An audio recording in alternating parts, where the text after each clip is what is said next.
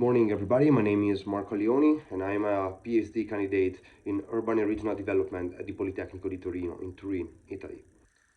And I'm going to talk about my own research that I've been working on throughout the last 2 years. In 2013, the first subway line of Brescia in Italy eventually came into operation. The subway dramatically changed the urban structure of the city.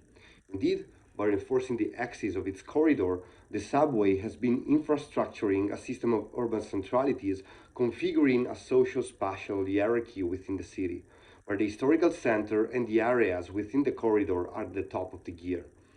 The system is composed by gravitational centralities, to which both the mobility infrastructural networks of the city, as well as the flows of capital and investments, are attracted to and gravitate around. The subway can be described as a holding force, although it simultaneously reveals the fragmented character of the infrastructural system of the city, materially featured by interruptions, glitches, and holes. Questions arise from this situation. How do urbanites living in the areas outside the corridor deal with the interrupted infrastructure?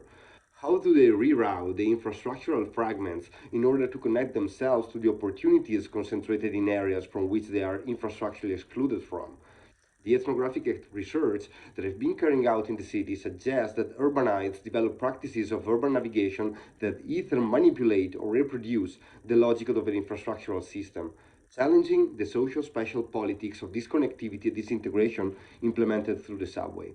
The geometrical ecologies produced by the exclusionary urban structure of the city are negotiated, contested, and re-territorialized through everyday practices of urban navigation, according to routes and trajectories that socio-spatially remap the forms of inclusion and disconnection to the urban fabric.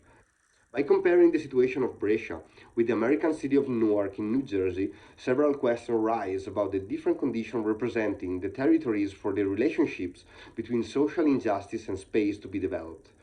What can we learn from the similarities and differences between Brescia and Newark? What does the transformation in the urban structure through the development of mobility opportunities imply for urbanites on the two sides of the Atlantic Ocean? And what form of exclusion are emerging in Newark and how they differ from the ones that has been observed in Brescia?